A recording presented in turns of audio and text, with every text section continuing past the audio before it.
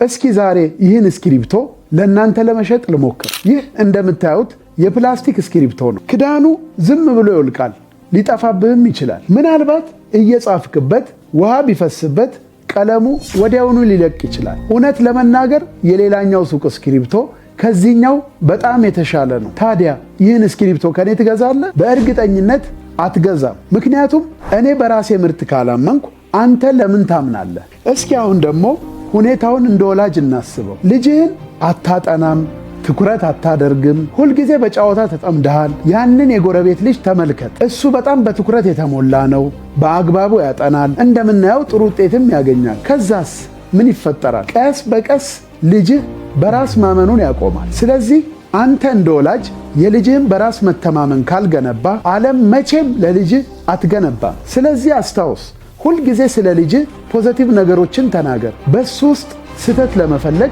በፍጹም አትሞክር። ጥረታቸውንና እድገታቸውን አበረታታ። ከሌሎች ጋር በፍጹም ለማወዳደር እንዳትሞክር። እንደዚህ አይነት ተመሳሳይ ጠቃሚ መረጃዎች እንዲደርሳችሁ ፎሎ እና ላይክ ማድረግ እንዳይረሳ።